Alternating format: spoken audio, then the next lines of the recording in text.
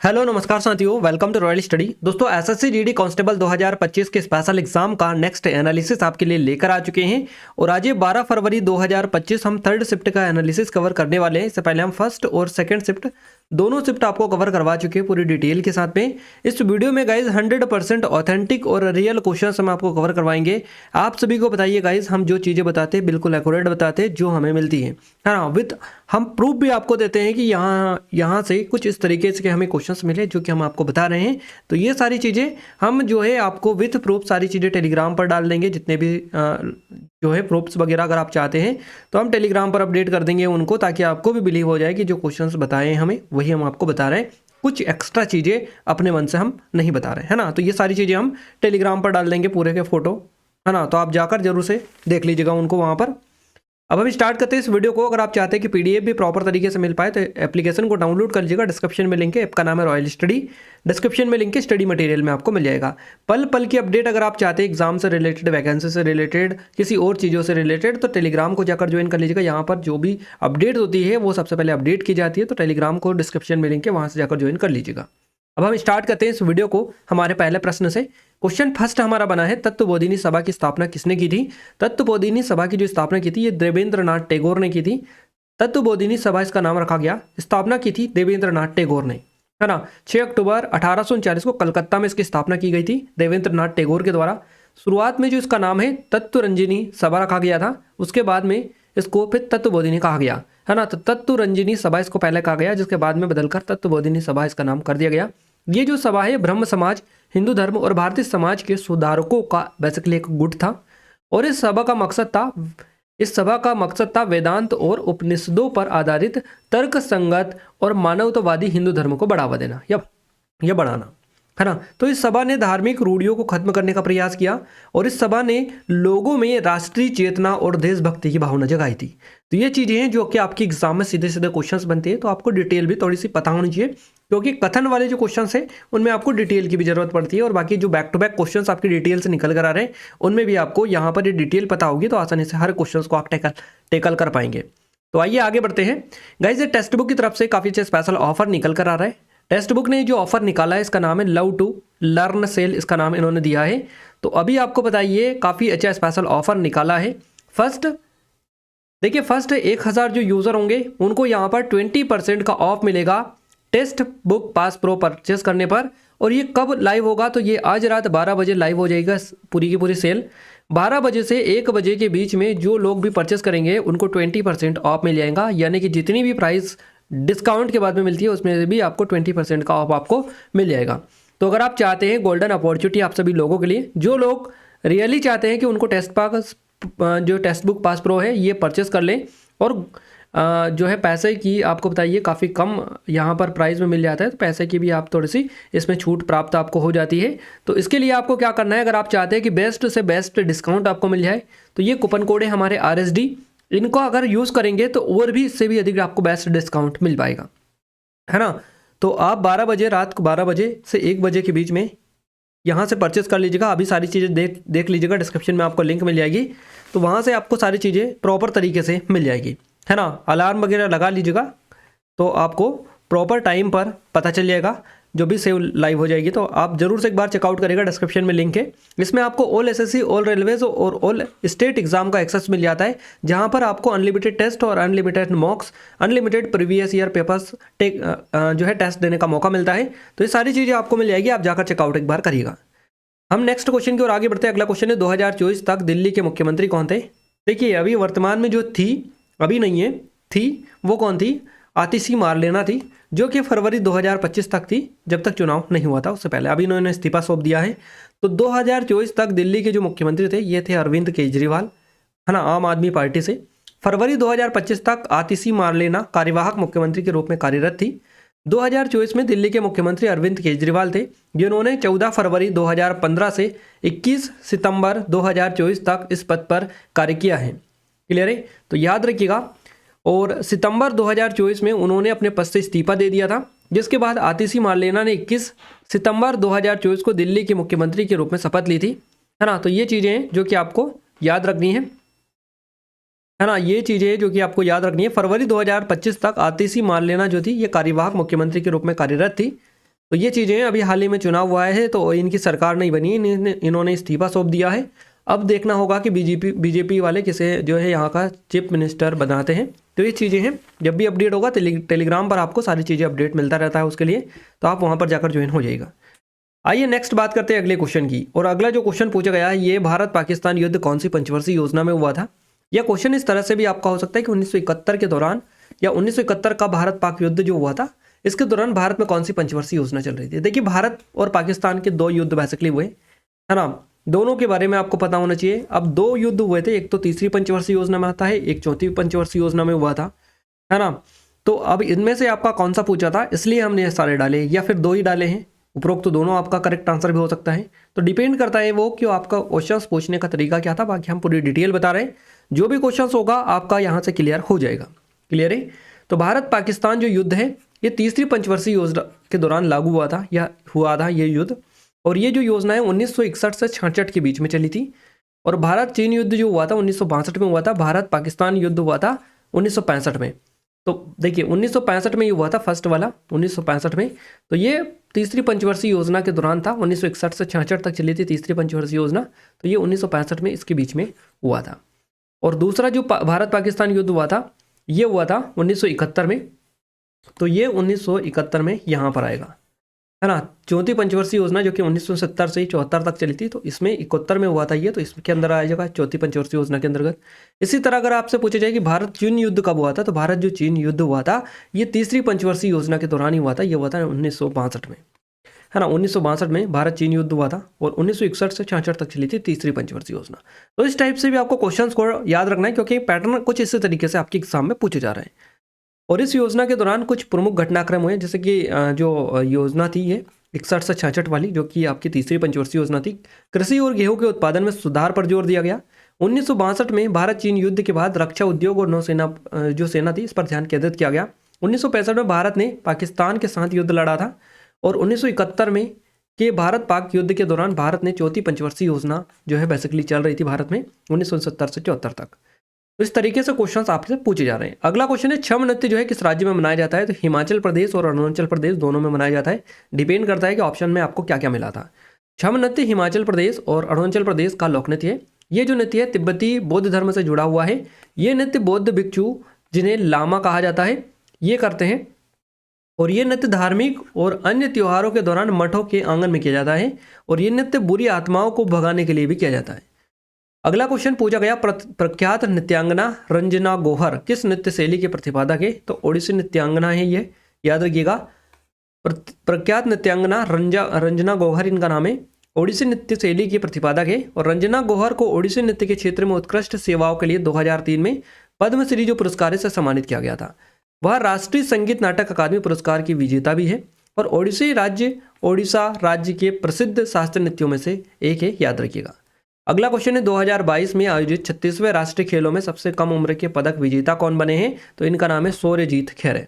2022 में आयोजित 36वें राष्ट्रीय खेलों में 10 वर्षीय सौर्यजीत खैरे ने मल्लखम्ब स्पर्धा में कांस्य पदक जीतकर सबसे कम उम्र में के पदक विजेता बन गए। इसके अतिरिक्त 14 वर्षीय जो तैराक हंसिका रामचंद्र, इन्होंने 6 वर्ष सहित कुल 7 पदक जीते हैं। 6 स्वर्ण, माफ कीजिएगा, 6 स्वर्ण सहित कुल 7 पदक जीते हैं, जिससे वहाँ खेलों की सर्वश्रेष्ठ महिला खिलाड़ी ये बनी है।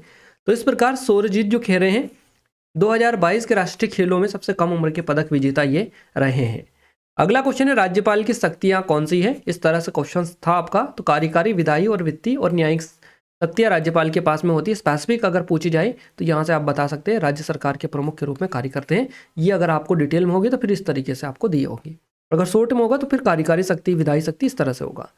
अगर आप राज्यपाल की शक्तियों के बारे में बात कर रहे हैं तो उनके पास निम्नलिखित प्रमुख शक्तियां होती है, जैसे कि कार्यकारी शक्ति, राज्य सरकार के प्रमुख के रूप में कार्य करते हैं। विधायी शक्ति, इसके अंदर विधानसभा को बुलाने, स्थगित करने और विधायकों को मंजूरी देने का अधिकार होता है राज्यपाल के पास में। न्यायिक शक्ति यानी कि दया याचिकाओं पर निर्णय लेने की शक्ति होती है। आर्थिक शक्ति यानी कि राज्य के बजट और वित्तीय मामलों में हस्तक्षेप कर सकते हैं। और आपातकालीन शक्ति यानी कि राष्ट्रपति के निर्देश पर राज्य में राष्ट्रपति शासन लागू भी कर सकते हैं। ये भी शक्ति इनके पास में होती है। तो ये सारी शक्तियां होती है राज्यपाल के पास में। अगला क्वेश्चन है, 2011 की जनगणना के डेटा के अकॉर्डिंग 2001 से 11 के बीच, यानी कि 2001 से 2011 के बीच कि दशक में जनसंख्या वृद्धि दर क्या रही, तो ये रही 17.7%, है ना। तो 2011 की जनगणना के डेटा के अकॉर्डिंग भारत की जनसंख्या 121 करोड़ थी, ये आपको पता ही है। और जनसंख्या वृद्धि दर जो पॉपुलेशन ग्रोथ रेट है ना, पॉपुलेशन ग्रोथ रेट 2001 से 11 के बीच भारत की जनसंख्या वृद्धि दर 17.7% रही। और 2001 की जनसंख्या जो है 102.8 करोड़ थी, है ना। और 2011 में हो गई 121 करोड़, याद रखिएगा। असम से कौन संबंधित है, इस तरह से क्वेश्चन पूछा गया, एग्जैक्ट तो नहीं मिल पाया है, बाकी ये नृत्य से था या फिर और कोई किसी व्यक्तित्व से था, ये भी एग्जैक्ट नहीं हो पाया है, तो हमने ये डाल दिया है ताकि कोई ना कोई तो आपका यहाँ से कवर हो ही सही। तो कौन सी लोक नृत्य शैली असम से संबंधित है, तो बिहू हो जाएगा। बिहू असम का सबसे लोकप्रिय लोक नृत्य है। बिहू जो नृत्य है युवा लड़के लड़कियों द्वारा बिहू उत्सव के दौरान किया जाता है, जो युवा जुनून, प्रजनन, आग्रह और खुशी का प्रतिनिधित्व करता है। ये फुर्तीले डांस स्टेप्स और तेजी से हाथ की हरकतों द्वारा वर्णित होता है। अगला जो क्वेश्चन है ये पूछा गया प्राथमिक क्षेत्र से कुछ क्वेश्चंस था, ऐसे हमें मिला है ना। एग्जैक्ट क्वेश्चंस नहीं मिला है, ये इतना ही मिला है जिन्होंने भी बताया कि प्राथमिक क्षेत्र से क्वेश्चंस था।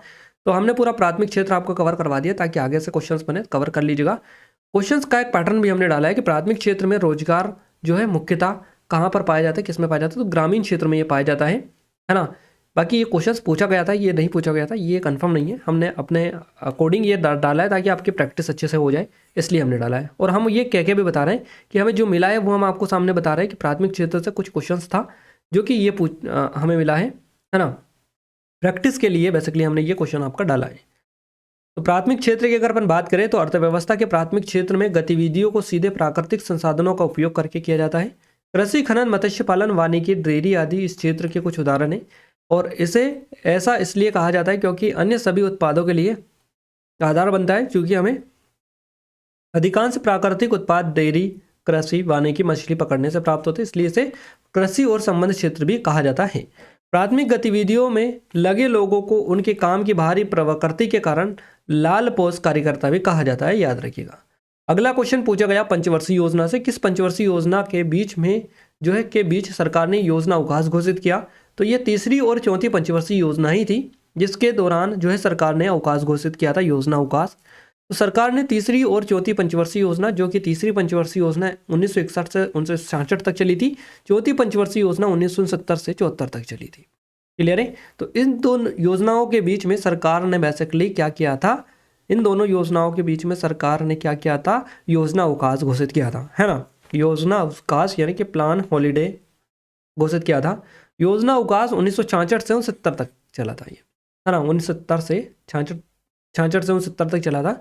और 1965 में भारत पाक युद्ध की जिससे देश की अर्थव्यवस्था कमजोर हो गई थी, भीषण सूखा जिससे कृषि उत्पादन में भारी गिरावट आई थी, विदेशी मुद्रा संकट जिसके कारण सरकार को आर्थिक नीतियों में बदलाव करने पड़े, तीसरी पंचवर्षीय जो योजना थी इसकी असफलता जिससे सरकार को दीर्घकालिक योजनाओं को रोककर अल्पकालिक वार्षिक योजनाएं लागू करनी पड़ी थी। अगला क्वेश्चन है 2011 के जनगणना के डेटा के अकॉर्डिंग मिजोरम में गरीबी का परसेंटेज कितना था, ये इस तरह से क्वेश्चन से बना था।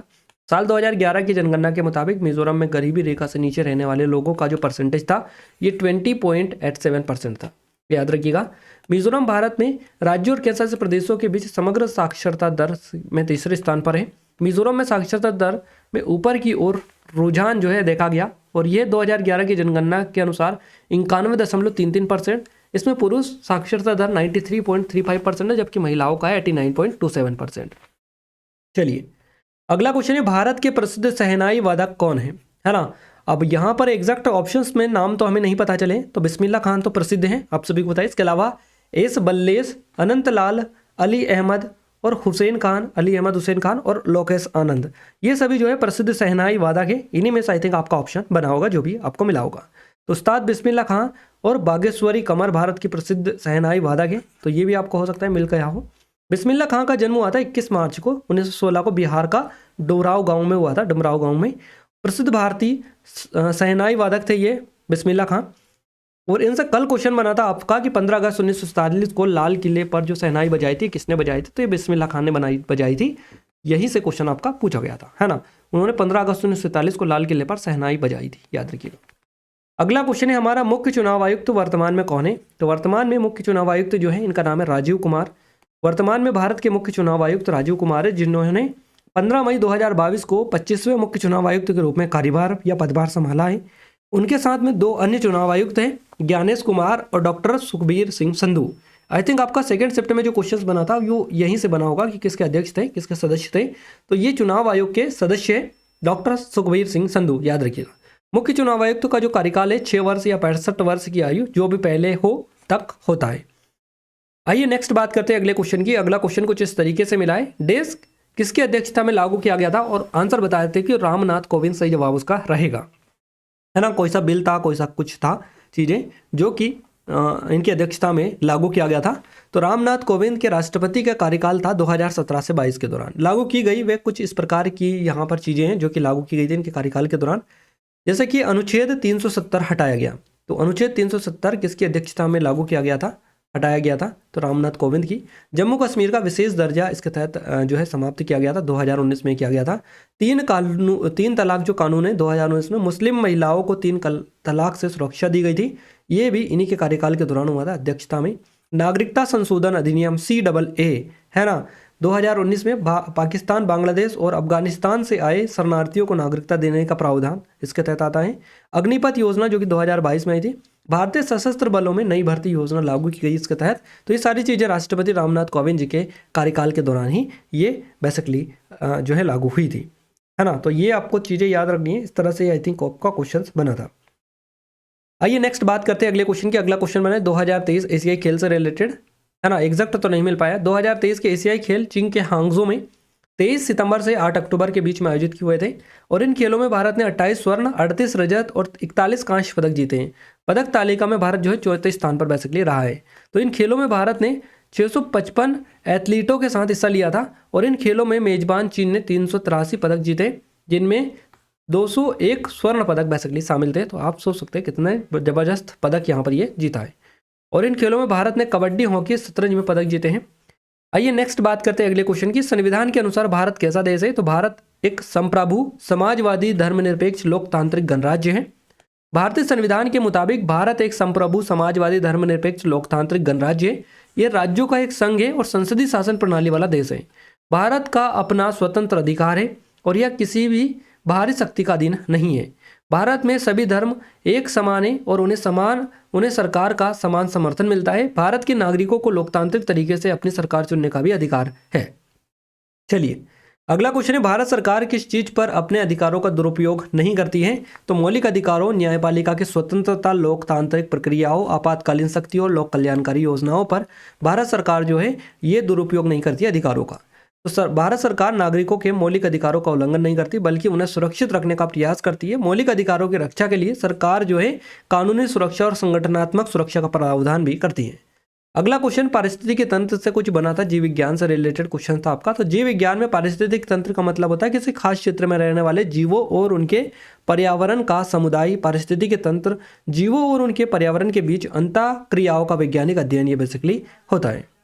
अगला जो क्वेश्चन है अंडर 17 करंट अफेयर से बना था आपका। एग्जैक्ट इतना ही क्वेश्चन हमें मिला था जितना उन्होंने बताया है।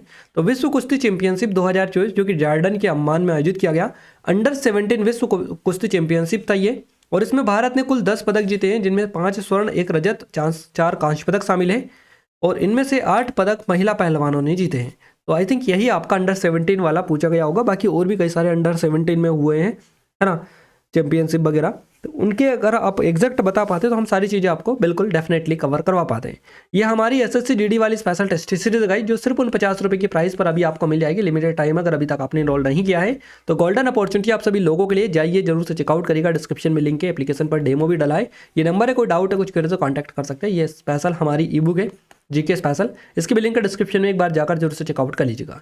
ये एसएससी जीडी वाली, ये आरपीएफ कांस्टेबल के लिए अवेलेबल है, इसकी भी लिंक डिस्क्रिप्शन में काफ़ी कम प्राइस में भी आपको मिल जाएगी। अगर अभी आप परचेस करेंगे तो आरआरबी एनटीपीसी की भी अवेलेबल है, इसकी भी लिंक डिस्क्रिप्शन में जाइए एक बार जरूर से चेकआउट करिएगा। ये मध्य प्रदेश स्पेशल एग्जाम के लिए अवेलेबल है, इसकी भी लिंक डिस्क्रिप्शन में आपको मिल जाएगी। अब हम बात करते हैं हिंदी की। गाइस हिंदी का पहला क्वेश्चन बना है, शब्द उत्थान जो है इसका विलोम क्या होगा, पतन हो जाएगा उत्थान का। गद्यांश से एक गद्यांश आपका आया था जिससे 5 क्वेश्चंस बने थे। रचनाएं आई थी आपकी, है ना। विलोम शब्द से 2 क्वेश्चंस बने, पर्यायवाची से 1 क्वेश्चन आपका बना है। इसके अलावा वाक्य शुद्धि से 2 क्वेश्चन थे, मुहावरे से 1 क्वेश्चन था आपका, एक शब्द से भी 1 क्वेश्चन था। बाकी जो टॉपिक यहाँ पर नहीं बताए हैं हमें जो मिले हैं वही हम आपको बता रहे हैं, जो हमें बताए गए हैं वही हम आपको बता रहे हैं, एक्स्ट्रा कुछ चीज़ें नहीं बता रहे हैं। अगर रचनाओं से आया भी होगा तो हमें बताया है कि नहीं आया तो हम वही आपको बता रहे हैं, है ना, क्योंकि हम तो एग्ज़ाम देने गए नहीं, हमें बच्चों ने जो बताया है वही डेटा हम आपको बता दे रहे हैं। क्लियर है। आइए नेक्स्ट बात करते हैं मैथ्स की। प्रतिशत से एक क्वेश्चन बना है, लाभ हानि से 2 क्वेश्चन बने हैं, SI CI से एक क्वेश्चन पूछा गया है, औसत से एक क्वेश्चन बना था आपका, इसके अलावा सिंप्लीफिकेशन से एक क्वेश्चन बना है, पाइप और टंकी से एक क्वेश्चन बना है, ट्रेन से एक क्वेश्चन बना है, समय और कार्य से आपका एक क्वेश्चन बेसिकली पूछा गया है। तो ये मैथ्स में था। रीजनिंग में ब्लड रिलेशन से एक था, नंबर सीरीज से 2 थे, वेन डायग्राम से 2 थे, एनालॉजी से एक था, 5 से एक था आपका, इसके अलावा कोडिंग डिकोडिंग से 2 था, मिरर इमेज से एक था, काउंटिंग फिगर से एक था, मिसिंग नंबर से एक था, और सिटिंग अरेंजमेंट से 2 क्वेश्चन थे, कथन निष्कर्ष से भी आपका एक क्वेश्चन पूछा गया था, पजल भी एक आपकी देखने को मिली थी। तो यहाँ पर मैथ्स, रीजनिंग और हिंदी का हमने आपको सारा कवर करवा दिया है, किस तरीके से चीज़ें आपकी एग्जाम में आज पूछी गई। ये SSC GD वाली स्पेशल टेस्ट सीरीज सिर्फ 50 रुपये की प्राइस पर लिमिटेड टाइम के लिए मिल रही है। तो बेस्ट टाइम है आपके लिए परचेस करने का, जिन लोगों का एग्जाम अभी नहीं हुआ है, क्योंकि यहाँ से काफ़ी हद तक आप अपना स्कोर भी इंप्रूव कर सकते हैं। जितने भी टॉपिक्स आपके एग्जाम में लगातार क्वेश्चंस बन रहे हैं उन सभी की हमने नोट्स, स्टडी मटेरियल में यहाँ पर PDF अपडेट करवा दी है, तो जाइए जाकर चेकआउट करिएगा। यहाँ पर टेस्ट वगैरह सारी चीज़ें जो कि अप टू डेटेड पैटर्न के अकॉर्डिंग है, सारा का सारा कंटेंट लेटेस्ट पैटर्न पर बेस्ड है पूरी की पूरी। तो ये नंबर है, कोई डाउट है कुछ करे तो कॉन्टैक्ट भी कर सकते हैं। डेमो दे रखा है एप्लीकेशन पर, जिसके लिंक डिस्क्रिप्शन में, आप जरूर से चेकआउट करिएगा। 1 रुपये में आपको करीबन 15 से 16 कंटेंट यहाँ पर मिल रहा है, तो आप सोच सकते हैं कितनी एडवांस टेस्ट सीरीज है, और इसमें आपको सिर्फ 50 रुपये में 800 से अधिक कंटेंट मिल रहा है। तो आपके लिए बेस्ट ये रहेगी। RPF कांस्टेबल की भी अवेलेबल है, RRB NTPC की भी अवेलेबल है, इन पर भी काफ़ी स्पेशल ऑफर है, काफ़ी कम प्राइस में अभी आपको मिल जाएगी। डिस्क्रिप्शन में लिंक है, एक बार जाकर जरूर से विजिट कर लीजिएगा, है ना। ये ई बुक है हमारी, और अगर आप चाहते हैं कि इन वीडियोस की प्रॉपर तरीके से PDF मिल पाए तो एप्लीकेशन को डाउनलोड कर लीजिएगा, टेलीग्राम चैनल ग्रुप को ज्वाइन कर लीजिएगा, दोनों की लिंक आपको इन वीडियोस के डिस्क्रिप्शन में मिल जाएगी। क्लियर है। तो मिलते हैं हमारे, इसके अलावा गाइज एक और चीज़ मैं आपको अपडेट कर दूँ थोड़ी सी। क्लियर है। थोड़ी सी और चीज़ मैं अपडेट करना चाहूँगा आपको यहाँ पर।